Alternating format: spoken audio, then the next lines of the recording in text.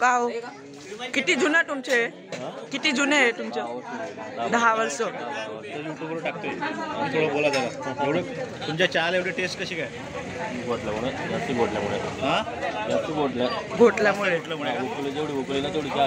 आणि काय चहाचं नाव काय तुमच्या? चहाचं नाव आपलं आपलं असं आहे का? मिळवल्याचा चहा एवढंच नाव आहे. विडोदाची चहा बस तेवढं नाव काय तुमचं? संदीप बोरसे. संदीप बोरसे. तर यांचा चहा खूपच फेमस आहे इथे. तर बघा चहा हे कसे बनवतात एकदम काढून करून आणि चुलीवरचा चहा आहे मेन. चुलीवरचा चहा आहे. 50 रुपये